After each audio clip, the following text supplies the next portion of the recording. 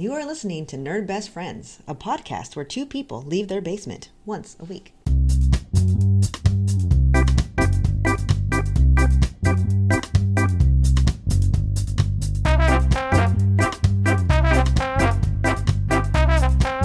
Hello, welcome to episode 6 of Nerd Best Friends. This is Annalise, and I'm here with my best friend, Rob. Hey, it's Rob. I'm here with my best friend, Annalise. Welcome back, everybody. Thanks for coming to this episode, episode 6. Today, we're going to talk about a book titled The Wisdom of Guncles. But before we get there, let's start with Rob and his craft beer of the episode. That's right.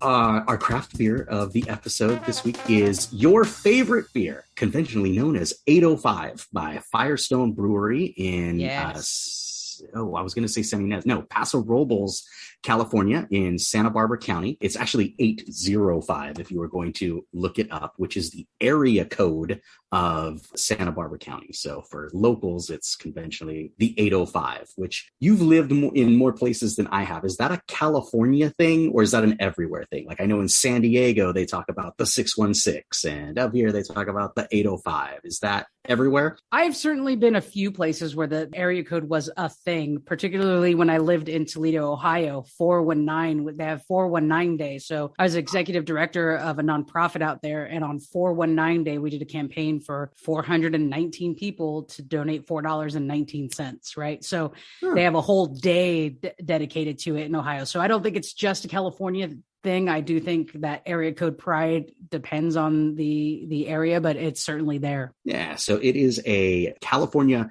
golden ale, and it is, to me, the exemplar of what a golden ale should be. Not too sweet, not too bitter, not too dry, just right, crisp and refreshing. 805 Firestone Brewery. If you haven't tried an 805 and you have the ability to get one, I know for a very long time, Firestone Brewery was very smart and they only allowed 805 to be sold regionally. And now it has expanded outside of California. So if you have access to one, I highly recommend it. It is my go-to beer anytime I'm going to drink.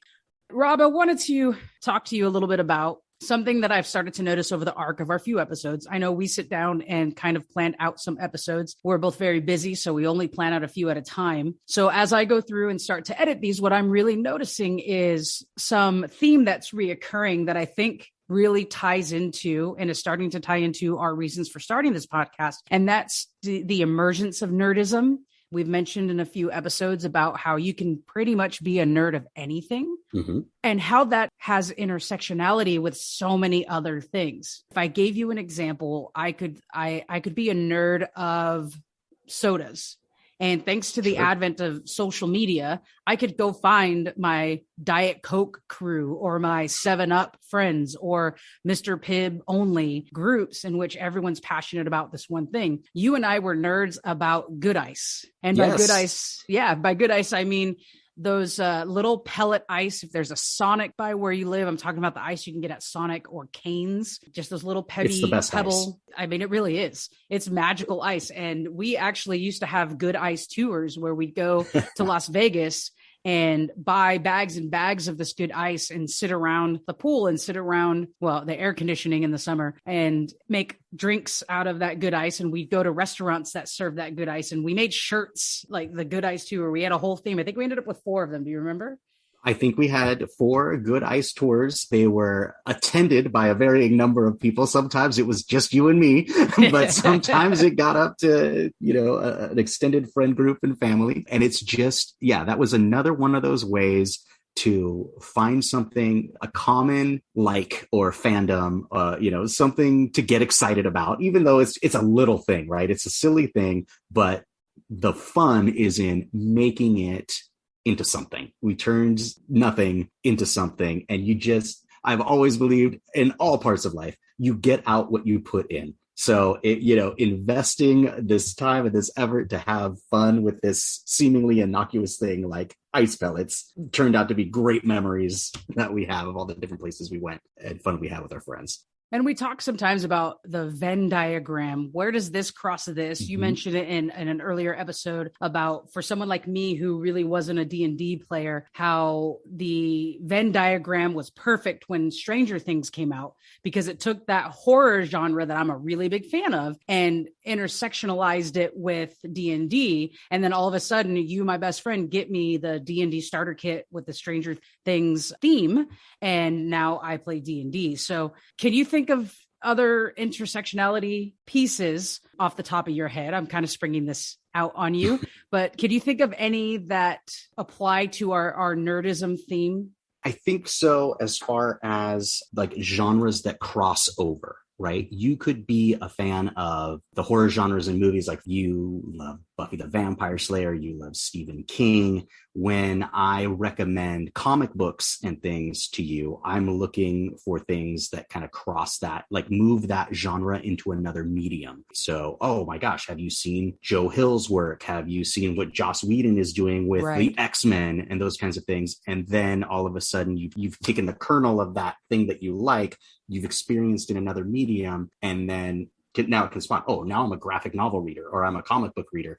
I can now take that and expand it into other genres within that medium. Is that what you're talking about? Yeah, that's exactly right. And I really think as we look at, I will use the word acceptance in our general like society, just an acceptance and almost a pride. So yes, I'm talking about an acceptance of nerdism in all these different realms that you can, but almost bravado and pride in the thing that you are a nerd about.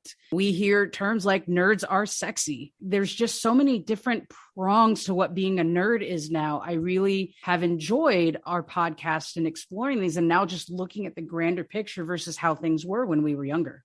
That is also something that I intend to bring up with our guest when we have a guest later on in the show, is that change and that idea of community in online and finding that pride and that confidence in that space. I will go ahead and say like something personal about myself. That is something I struggle with my nerd identity, because of when we came up, it wasn't nerds are sexy back in the 80s and 90s when I came up, or at least where I was. So I hold on to a lot of trepidation and a lot of fear when it comes to expressing those things that I'm interested in and things like that. I agree with you. And also, I think where our experiences kind of separate a little bit is in my experience of coming out and having to own that. And every time I have to come out to a new classroom of students or a new set of staff, if I change schools, every time I do that, I expose that very, very vulnerable piece of me where I also then learn to embrace, yeah, I am a super USC Trojans fan, and I will tell you off if you try to tell me otherwise, right? Like I've been put in places where embracing that nerdiness about that particular thing has come to the forefront. So now I'm kind of in your face about it, where I agree, as your best friend, I do see sometimes some trepidation from you. But what I really love is I love your relationship with your son, because I think his growing up now, and when all these, I mean, he started a D&D club at his school. Could you imagine doing that in elementary school? No. Or even having the guts to go to your principal and say, I'm a nerd about D&D. My friends are nerds about D&D. We want to find more nerds about D&D. The fact that he can own that, I think, from what I see, is helping you a little bit also embrace it. I think that's right. I mean, to be honest, you're going to play therapist today. Even the idea of, now as an educator and going in as a teacher in a school, going to a principal and starting a D&D club is something that I would hesitate to do, even though I love it. And I've seen how great it is for kids with problem solving and their imagination and finding their community and storytelling and their writing and even quickening basic math skills. Like there's just so many benefits for it in a school setting. There is still that big part that tugs at me. Like, I don't know if I want my coworkers to know that I'm so into this. I don't know if I want parents of the students in my class, if they're my age and they remember this satanic panic and how D&D was so stigmatized and those kinds of things. Like that weighs very heavily on my mind. Although we live in a very different place, that still drags me by the ankles every step of the way. Certainly. And there's some intersectionality, taking away the nerd factor, just that decision as educators as a whole. How much do we share with our students and our families? But that does ring to watching these experiences to the age we are at, and now being able to embrace it at whatever level, and then be able to now open our eyes to how it intersects with so many different things. That brings us to the meat and potatoes, if you will, of our episode. I would like to introduce our guest today, the author of the Wisdom of Guncles. Hello, everyone. Thank you so much, Annalise, and thank you so much, Rob, for inviting me. My name is Michael Dumlao. My pronouns are he, occasionally they, and I am the soon-to-be published first-time queer brown immigrant author of the Wisdom of Guncles. I currently reside in Washington, D.C., but I was originally born in Manila, Philippines, raised in Sydney, Australia, and then spent some of my most glorious years of my adolescence in Santa Barbara, California, which you'll learn a bit more about, and then moved across the world and eventually have resided now in our nation's capital for about 20 years. We are so excited to have you on the show. Do you have a preference of what we call you, Mike, Michael? First of all, I do know that most people who may know us from Santa Barbara know me from a certain nickname that I have since grown from. So I, as a soon-to-be respected author, would prefer that you call me Michael. We're on it. I actually, until you mentioned that, completely forgot about it. So thanks for reminding me. So that brings us to a little piece of our intersectionality today. Rob and myself went to high school with Michael, and we were all in band together. We got 3 marching band nerds here on the show now, all from the same high school. And so the first thing I want to ask is, Rob and Michael, have you two connected, spoke anything since you were in high school? No. Sorry. I don't believe we have at all. So it's great to see you again, Michael, and I'm so happy that you're doing well. I'm excited about your new book, and what a great excuse to reconnect with someone. It's the best excuse, really. I get to plug and self-promote my thing, and I get to reconnect with some people that I enjoy talking to. Thinking back to, when's the last time that I spoke to Michael, and what's the thing that I remember about Michael? And so I will go back to the story of West Side Story was the marching band show my senior year. You were in the pit for that, right, Michael? I was in the pit all 4 years. Yeah. So here's what I remember. For whatever reason, this dumb show, whoever designed it, it had this just huge space of silence to start the show. And I had to conduct this silence and try to get the whole band to march in step with my hands where there was nothing going on. And I had the number in my mind. I don't remember if it was 48 counts or 56 counts or whatever it was, but I just had to stand there and conduct in silence. And then everybody had to get that step off at the right time. And of course, me being me, I screwed it up. I gave just the biggest cue for that first note. I don't know, 8 counts early. And so I'm there and I set it up and wham, come on, everybody, here's that first note. And to their credit or detriment, probably about half the band hit that note right with me at the wrong time, but not Michael. Michael knows how to count, and he knows he does not depend on Rob for nothing. And so he hit that note at the right time. Boom, and the pit watches him because he knows what he's doing, unlike me. And so that was it. I just remember in that moment, just feeling like I had 8 counts at, 128 beats per minute or whatever for all the panic to go through my mind. Here we are at a comp. Everybody's looking at me. I totally screwed it up.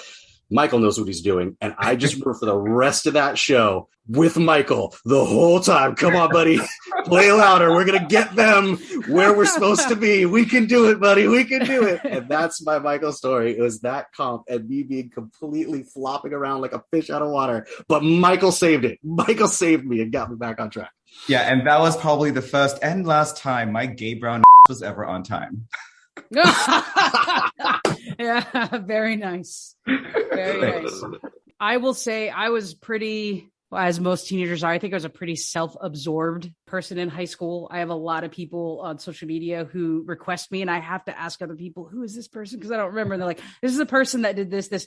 Oh, I do remember that person. So I will say, Michael, I knew you were always there. I know we were friends. We were acquaintances. We were in band. We had good times. But my memories of you are more in the years after, especially after I came out. I know we ran into each other a couple of times in Santa Barbara over the years. I think once around Santa Barbara Pride when it used to be out on the beach. And of course, social media. I've kept up with you on social media and met you and your husband once or twice when you all came to Vegas while I was living there. Yeah. So we've kept in touch a little bit over the years, and it's just been tremendous to see your professional growth as well. One of my favorite things you posted on Instagram is yourself in the boots with the spine down the back. One of the last times you visited our school campus, and how personal you get in rectifying things that happened to you as a brown queer young man in high school.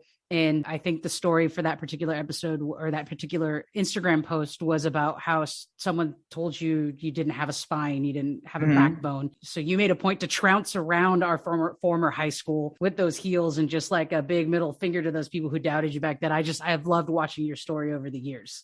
Thank you.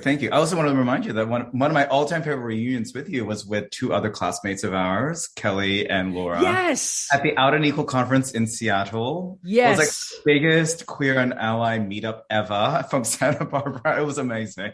It was pretty fun. Rob, just what Michael's talking about is a conference I went to when I was executive director of Equality Toledo. Ended up in Seattle for the big Out and Equal conference. And one of our former bandmates, Kelly, lives there. So she met up with us. And then neither of you two went to school with Laura because she was a senior my freshman year, but another pit and oboe player from our high school band was there for her work as well. So we the five of us met up and had breakfast, and it was really cool. Yeah, definitely really cool.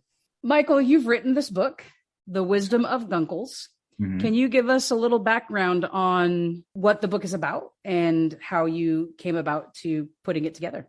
Sure. So The Wisdom of Guncles, which publishes the first week of September this year. At the simplest level, it's about queer people in our relationship with family, specifically told through the lens of Guncles, which is the portmanteau of gay uncles. But even more broadly, queer heroes, people from, who embody that identity, who may or may not have proteges, nibblings, which is what I'm trying to offer into the world as a new word that is the gender neutral term for nieces and nephews. I've also extended it to people who have godchildren, who are guardians. And also, I think a key point of this is that, family very much in the context of these relationships is not defined by blood. In many cases, it's actually defined by, chosen families and that idea that one can design their own families. But it's really about that dynamic of relationships, between LGBTQ plus people in our families. I would say the core message in many ways is the elevation and celebration of the Black sheep. This idea that for the longest time, I think the Black sheep are considered these outcasts of a family. We're usually dismissed or erased, from the family tree.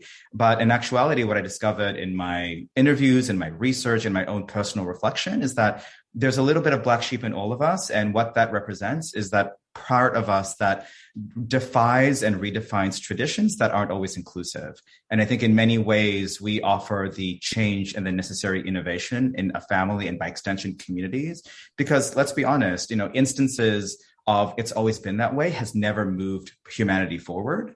And so what I want to do is really honor that story and honor the fact that, the Black sheep, I think LGBTQ people in many ways are the quintessential Black sheep, but I'm hoping that a way that I can make these very unapologetically queer stories universal is by honing in on that idea of really honoring what makes us different, what makes us defiant and unapologetic. And hopefully there's wisdom there and insights there that everyone can grab onto. The reason why I wrote the book actually is because for the past 10 years, my husband and I have been wanting to become parents.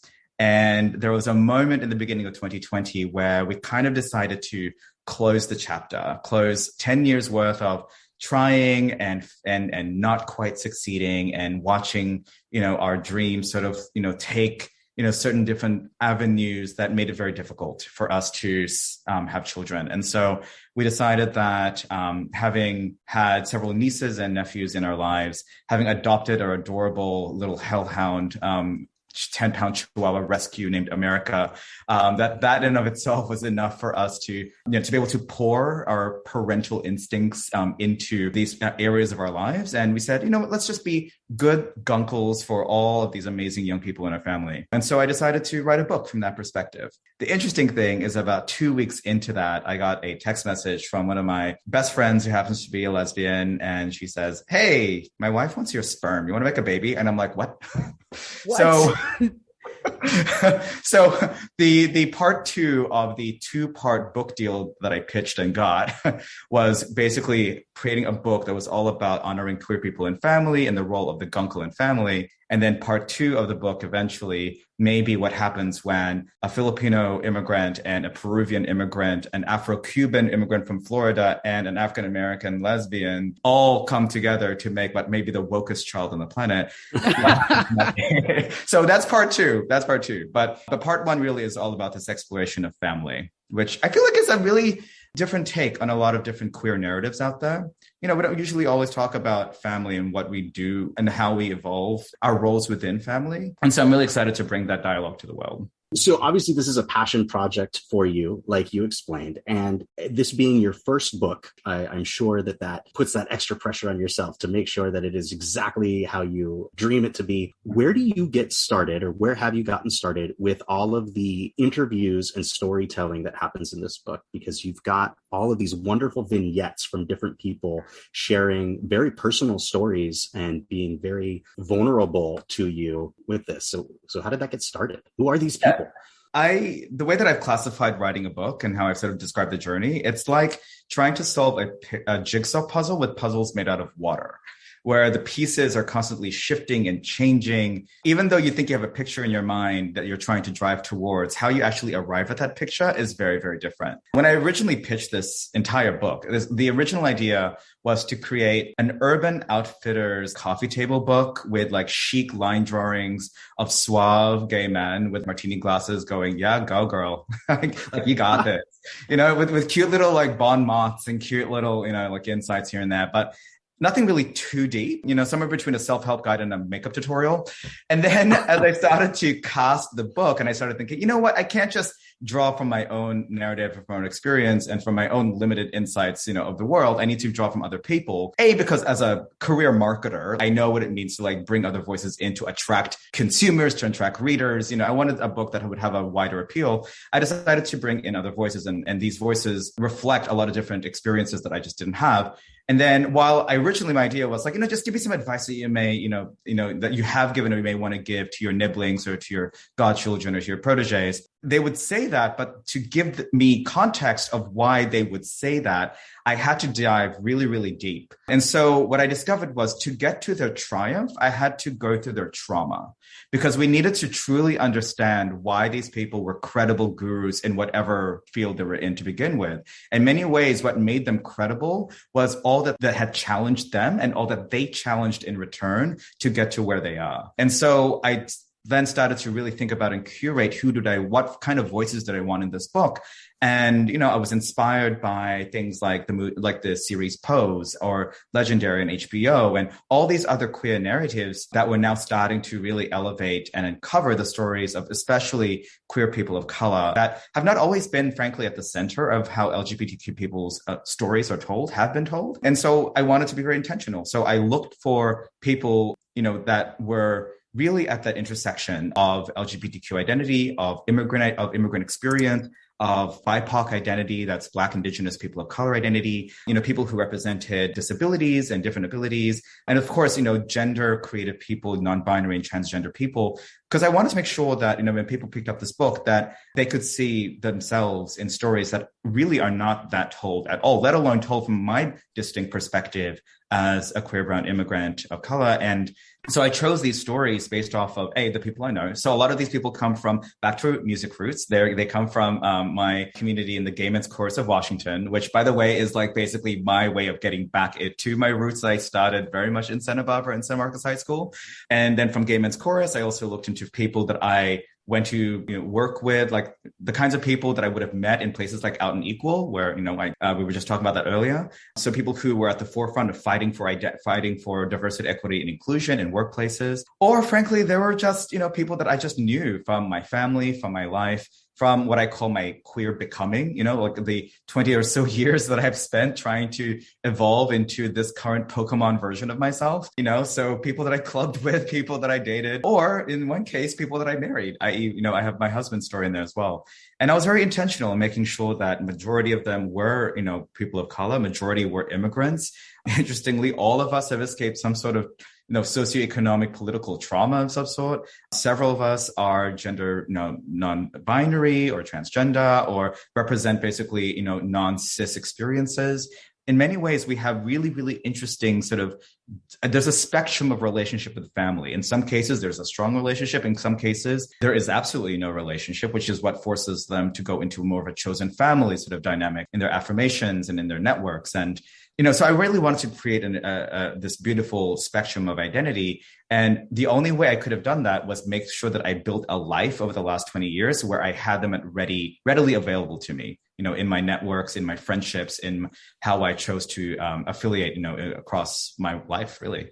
Well, I'm going to say mission accomplished for those of our listeners who are thinking about buying this book. All of those things are apparent. The trauma is definitely there, and the way you write that trauma and being at the forefront gives you that vulnerability and that attachment to the subjects in your book and leads to their triumph, but also very much the idea of that intersection. Like, the story's not over for any of the people that are there, whether it be from the mentor side or the mentee side.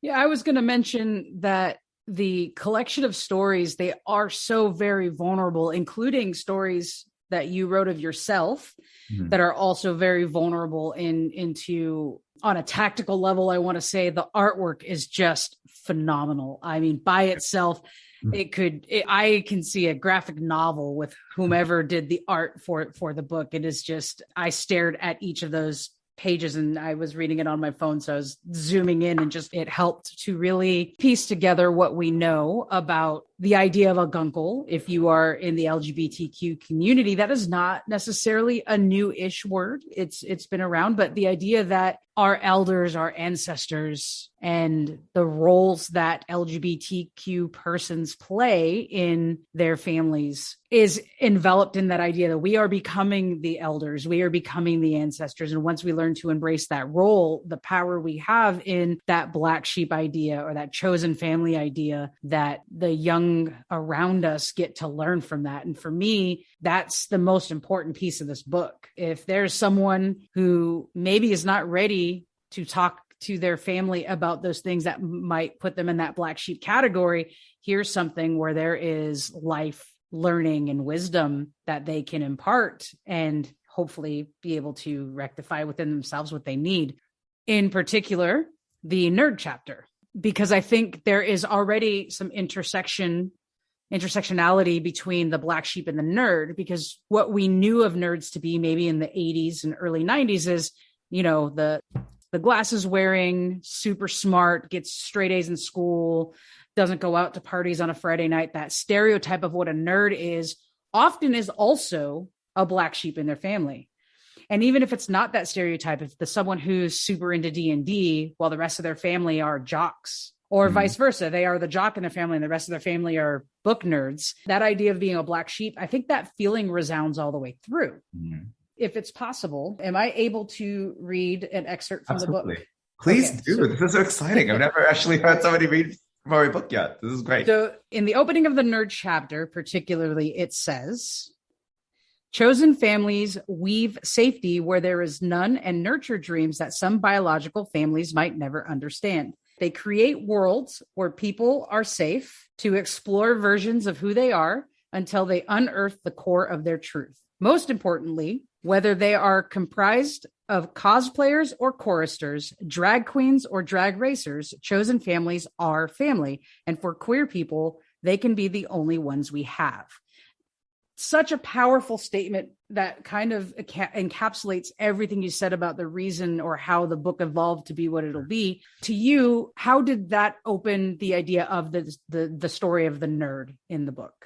Oh, absolutely. So first of all, thank you so much for reading that. It was really powerful for me to hear my own words said back to me with such passion, because that means a lot. And also, really quick, I just want to give a quick shout out to Kyle Marcus Bryant, the brilliant young queer artist who really helped me bring a lot of these ideas in my head onto paper, into life. I can't wait to see more of their work represented, and I just can't encourage people to check out their work more enough. So I'm just really, really grateful to be able to give them a platform. Similar to this story, right? The story of the nerd, the story of chosen family, the story of people, realizing that their life is theirs in a way that isn't always permitted to them. And that's something that I've really, really wanted to encapsulate in specifically this chapter.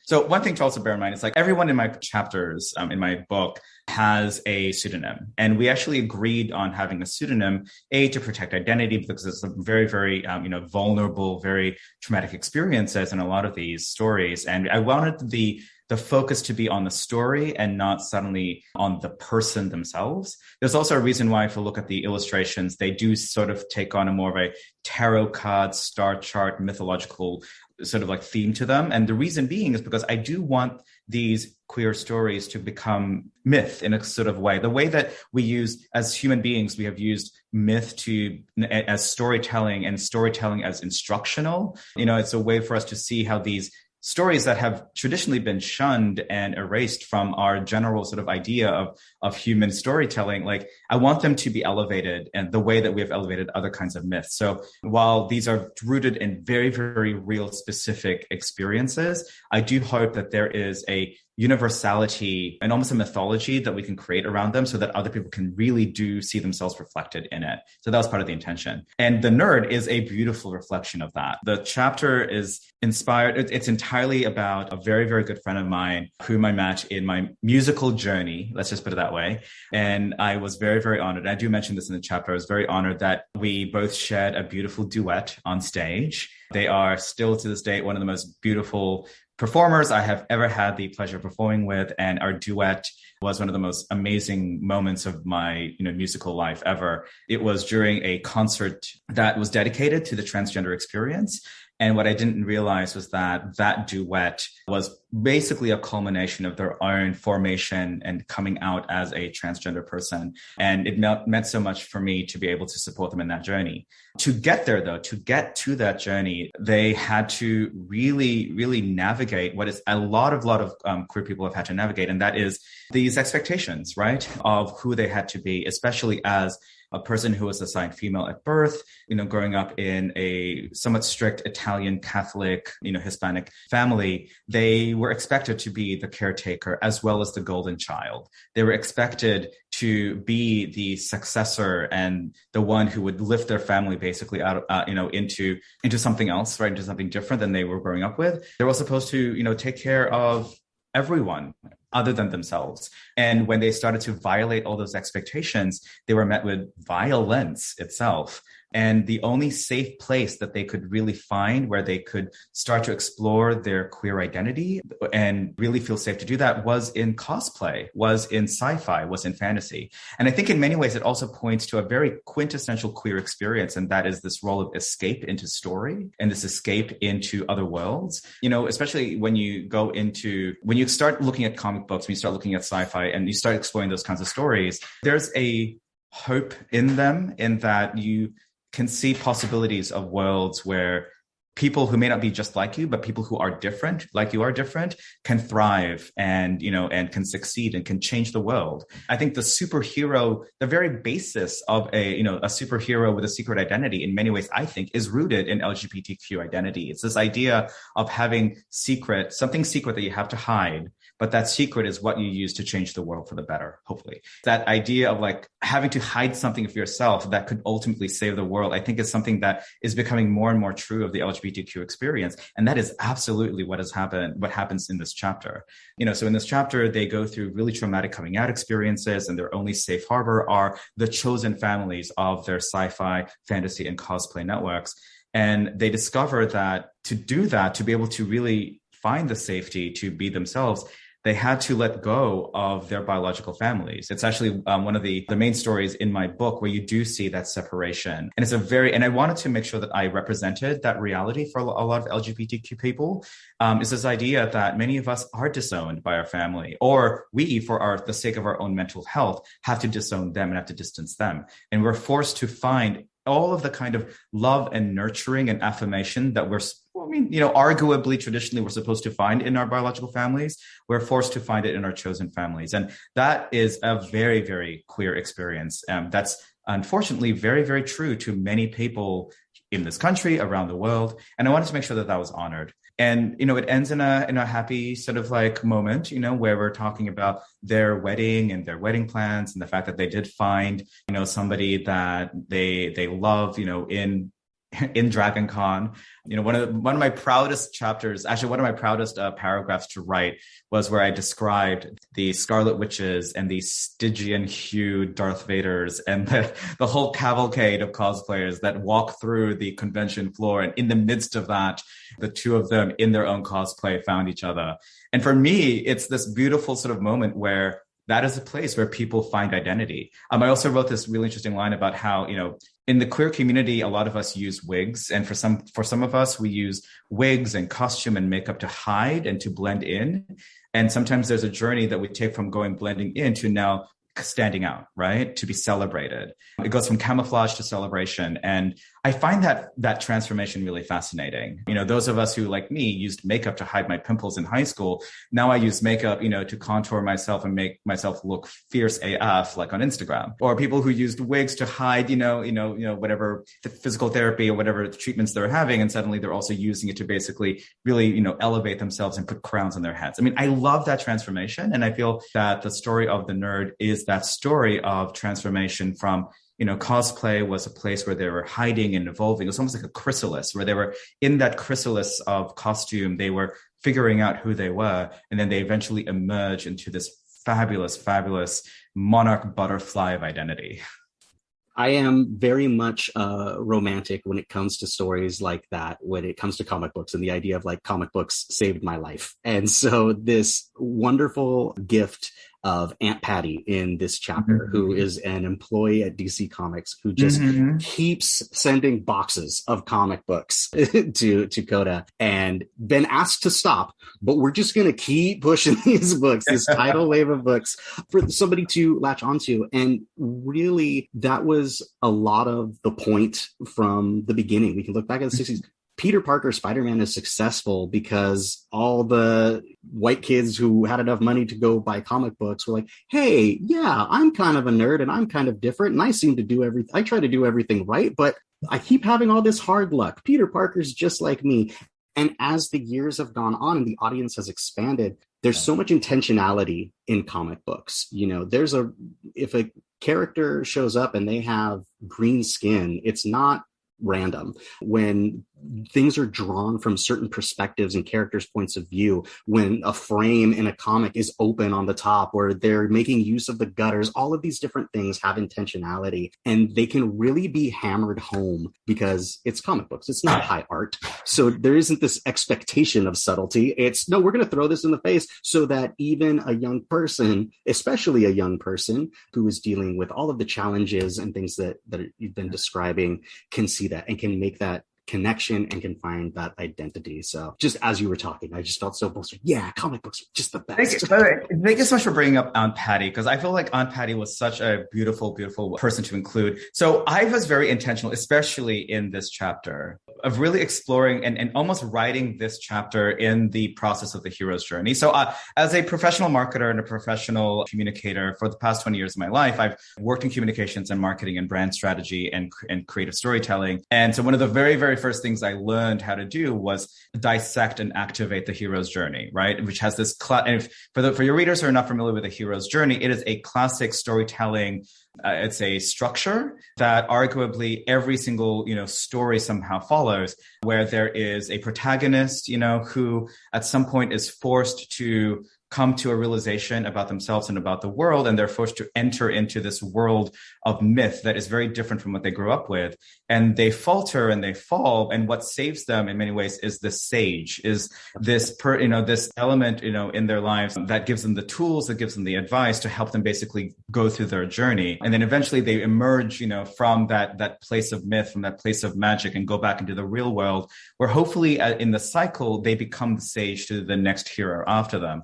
Every single story that you can think of, especially in the sci-fi fantasy world, follows that, right? And what I love is how Aunt Patty was the perfect sage for Coda. Coda literally, in many ways, finds that their life was saved because of people like Aunt Patty, who just, as a queer person also in their lives, who was also, by the way, chosen family, not biologically related, but recognized that there was a need that they needed to fill because they were not getting from their biological family. They sent them, Wonder Woman. They sent them, all these incredibly empowering, particularly female comic book characters, because they wanted to show them that there was a different path for them. And I feel like in many ways throughout my book in general, there's also this recurring theme of different paths and not always following the paths that are laid out for you. I think there's so many, especially those of us who grow up in heavily gendered communities and cultures where both supposedly masculine people and feminine people, men and women, are supposed to follow very, very strict ideas and ideals and identities and roles. And to stray from that really automatically renders you a black sheep, automatically renders you an outcast.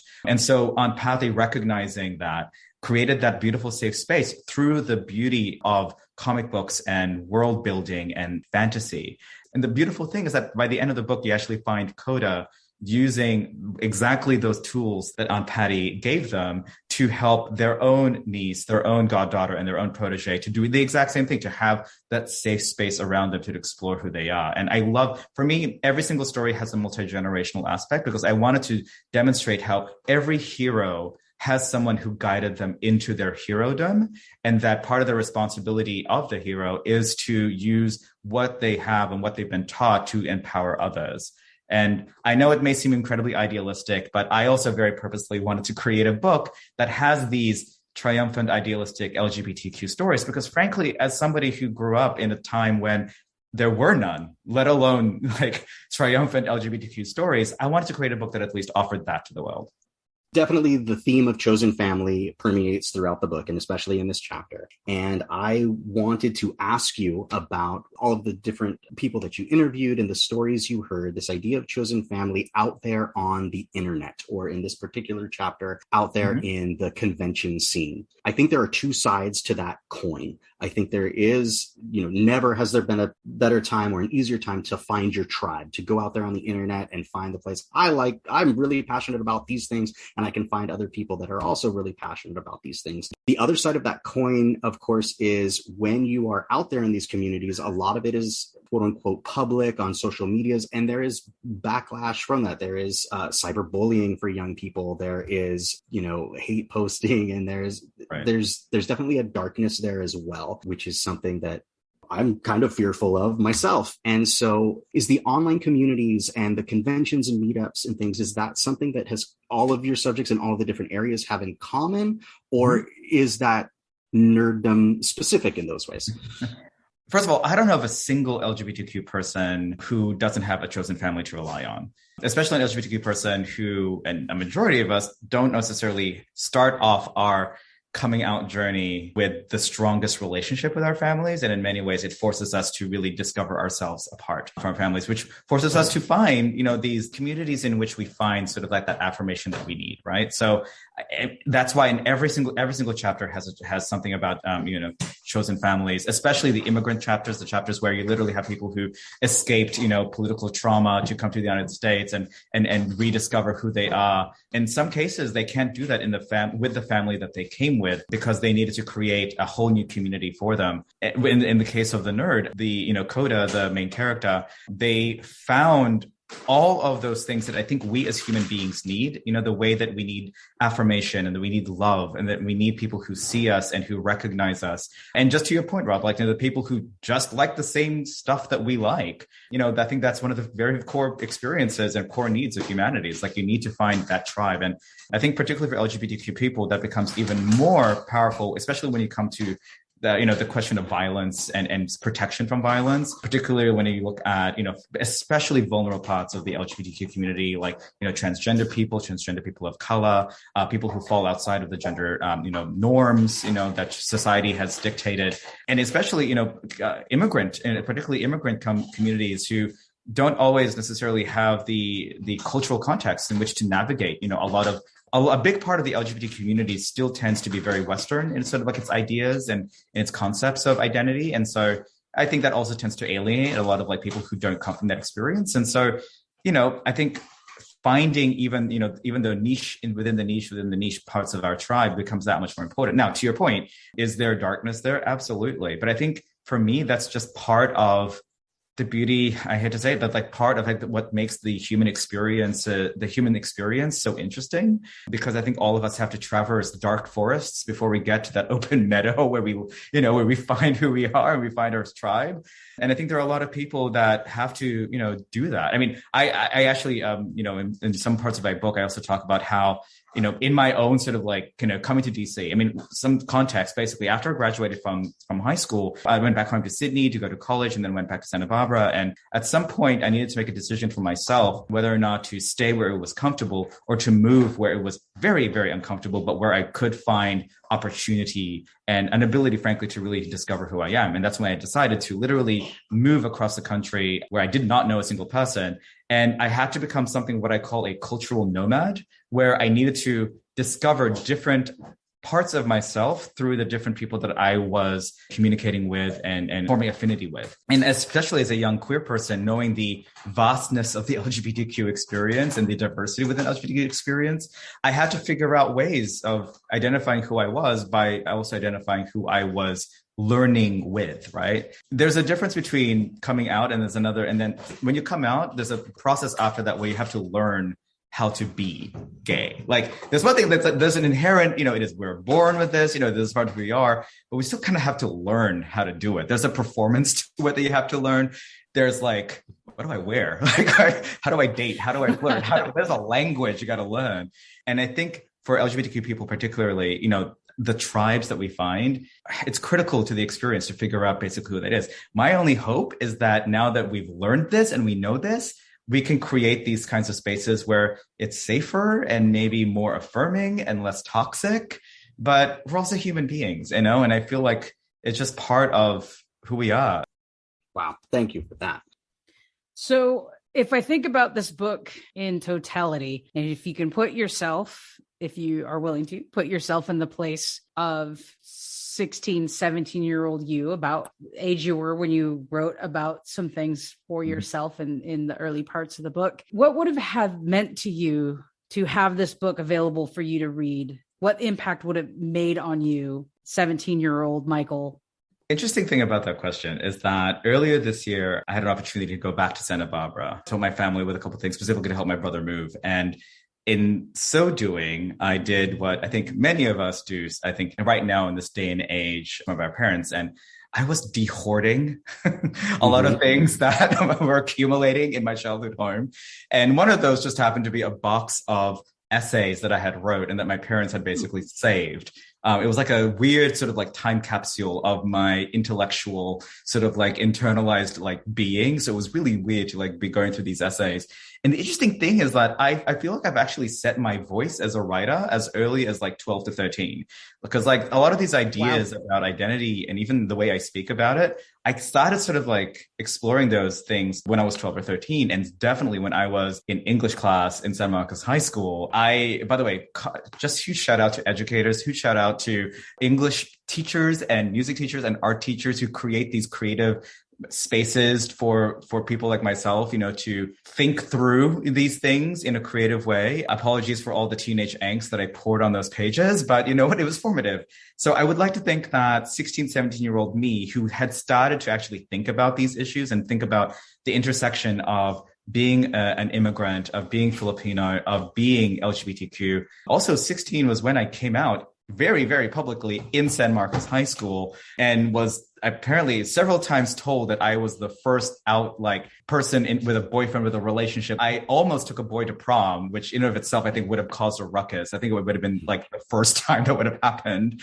And so if I had read this, I would have confirmed for myself that I had worth and that I had value as myself, and that I didn't need to constantly code switch as much as I was, or that I didn't need to constantly, frankly, try to be something that I wasn't, which at the time meant that I was constantly trying to be whiter than I probably, needed to be, or that I was changing, my inflections, and I was changing who, I identified with. I wasn't proud of a lot of things that make me who I am today. I wasn't always necessarily proud about being Filipino. I wasn't always necessarily proud of certainly not being gay. I was also deeply involved in the church at the time, and certainly that caused a lot of conflict. So I think if anything, this book, and hopefully what this book provides young people who are enduring those kinds of conflicts, can see evidence that there are people out there who've gone through it and have gone past it, have figured out ways to deal with it, and not necessarily heal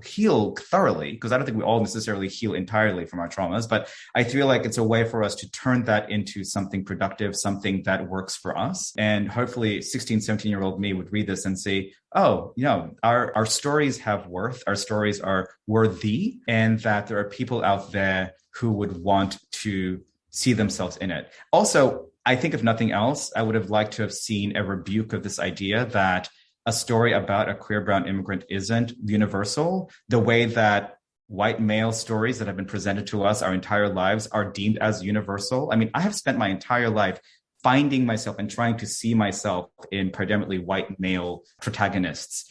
And so I would like to think that white men can see themselves in my stories as well, the same way that I would see myself, and then basically see that there is a common humanity there. Thank you. And in a full circle moment, if I may, in a tangent. So I know I've mentioned in previous episodes that Rob and I are both educators. I am actually now an administrator at the school we all attended. I'm an assistant principal at San Marcos High School, and I am very, very excited.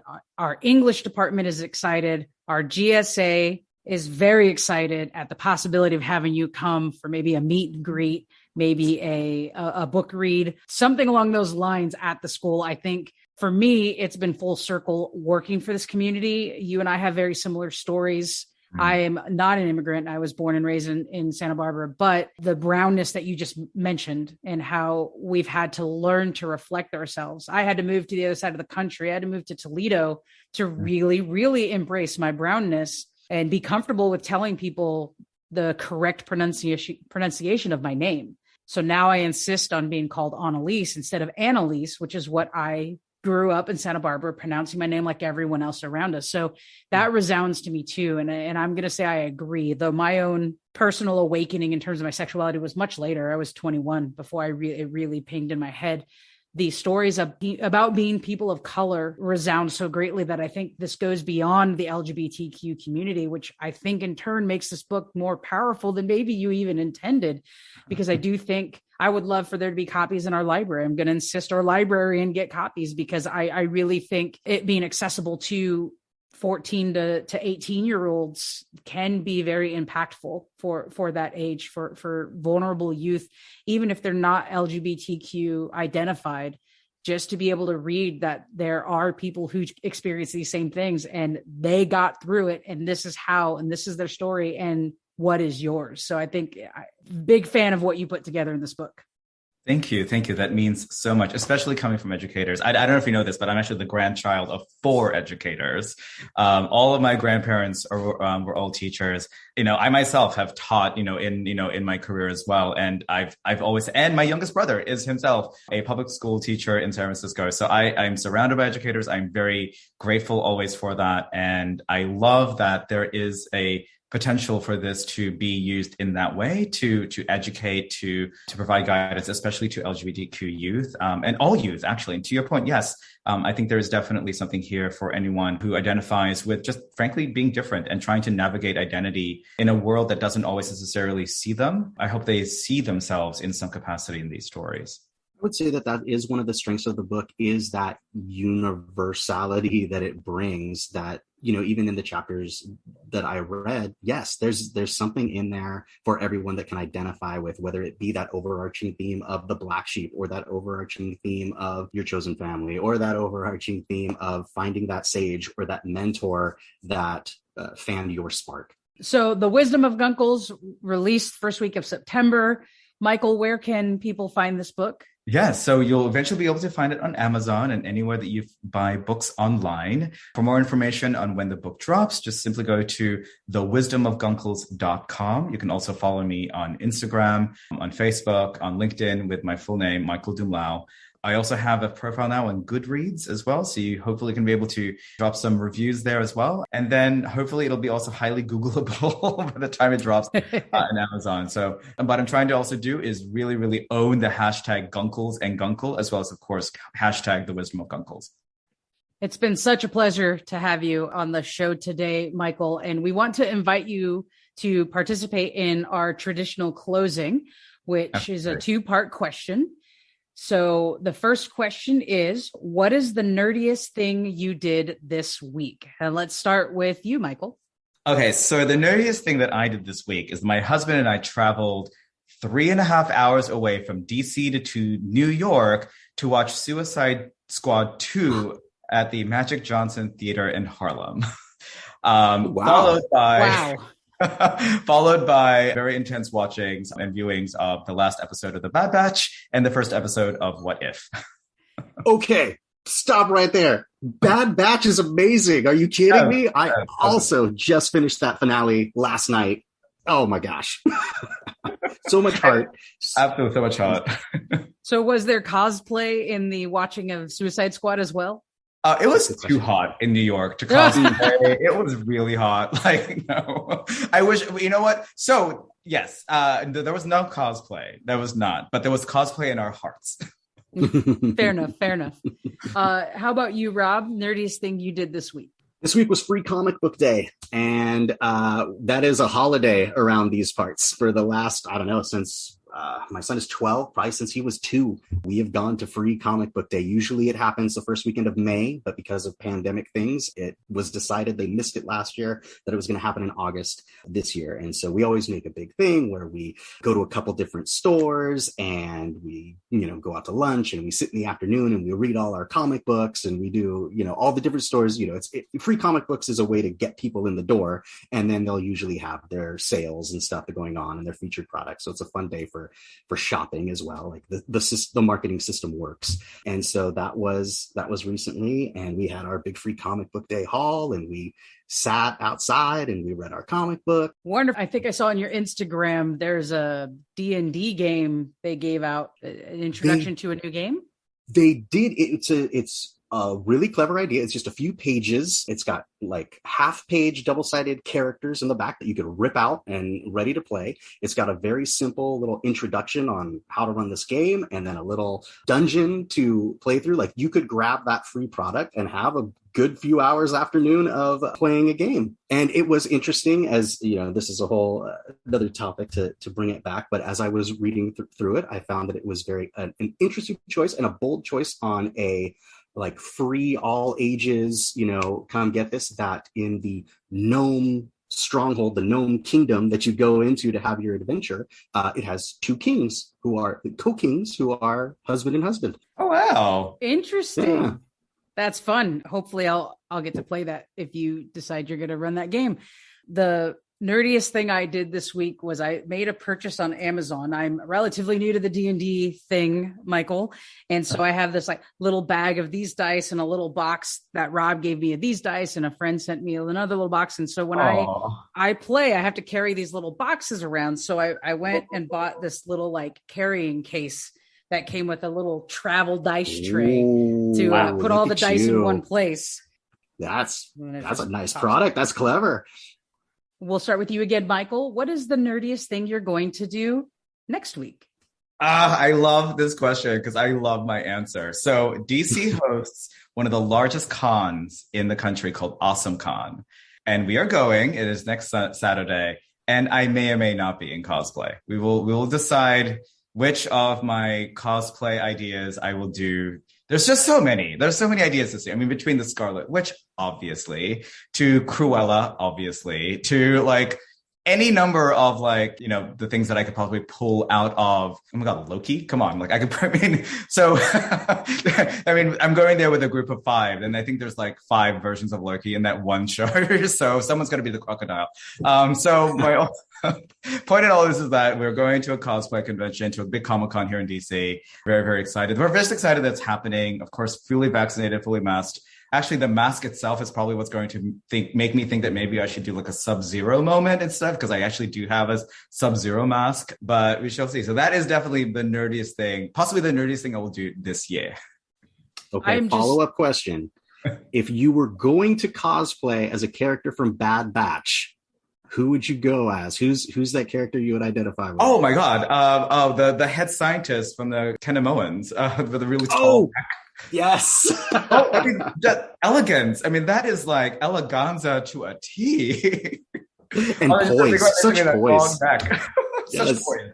Yes. Really, really honestly, Rob, and to our listeners, if you don't follow Michael on Instagram, it is a treat if you do. It is pro level cosplay, and when it's not cosplay, it's very intentional fashion attire with a message. It is just phenomenal to watch.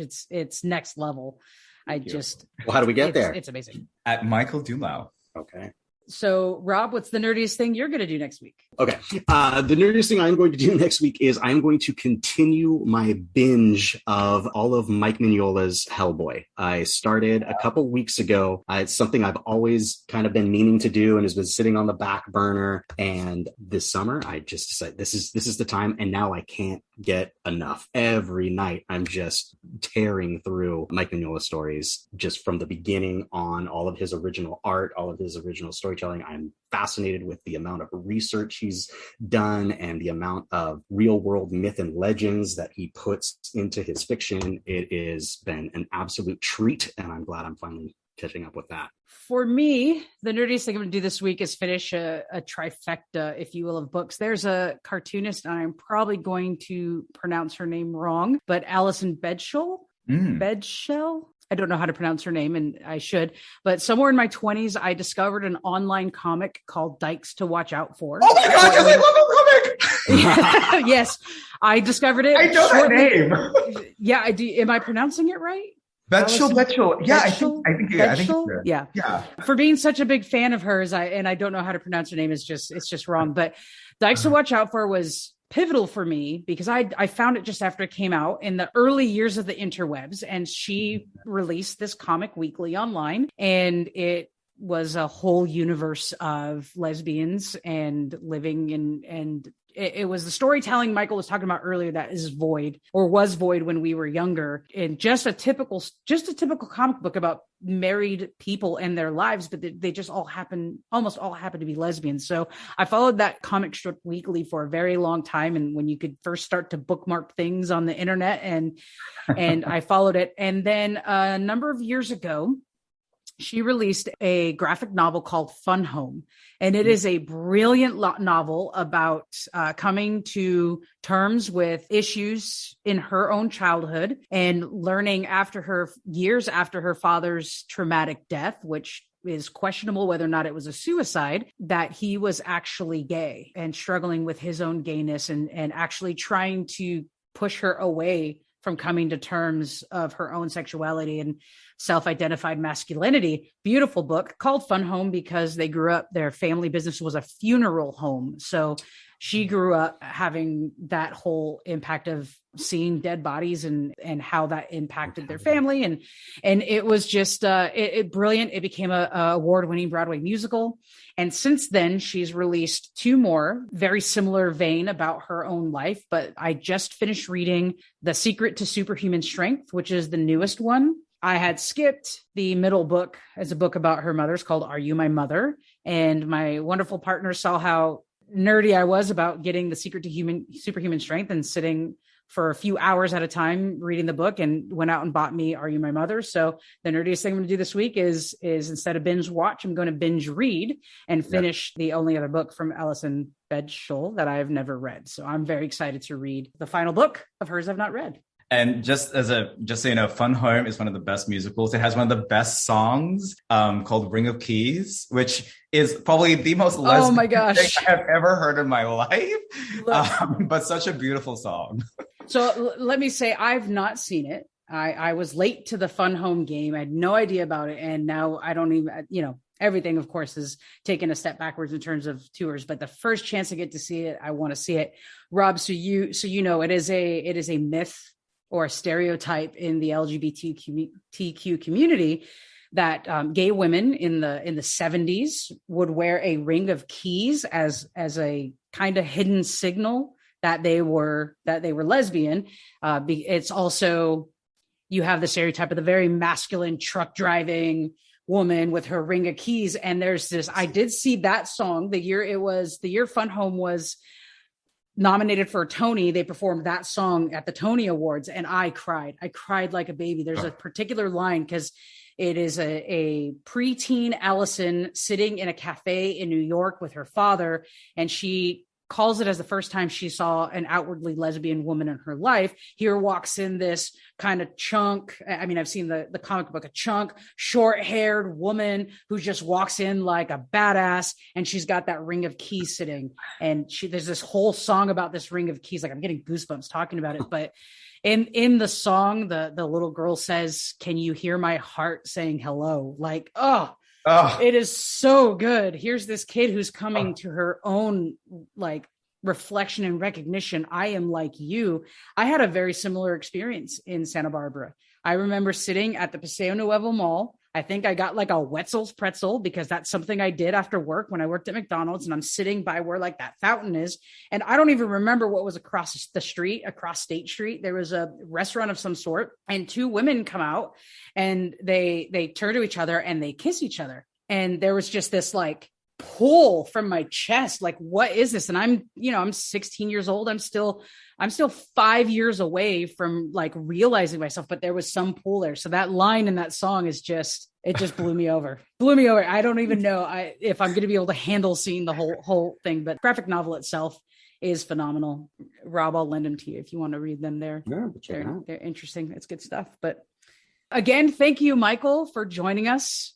Just my heartfelt thanks. You have given us so much more than I could have imagined or hoped for this episode. So what an amazing success. Thank you very much. And thank you so much for the honor of just reconnecting, and of course, having this platform to talk about my book and my journey. And I really, really cannot wait to return to our high school. That is absolutely going to happen. I cannot wait. It is going to be the highlight of this journey, especially the book tour. So I cannot wait to make that happen.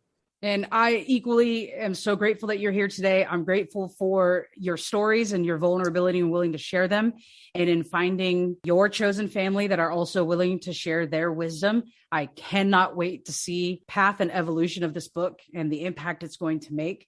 And with that, I believe our next episode, Rob, now this is ironic that you mentioned it, Michael, our next episode, we're going to talk about cons, comic cons, and different types of cons. So listeners, join us for that. You could also find us on all the internets, all the inner things, Instagram, Facebook, NerdBestFriends. You can shoot us a line on Gmail, so that NerdBestFriends@gmail.com. And in the meantime, go find the Wisdom of Guncles, and we'll see you soon.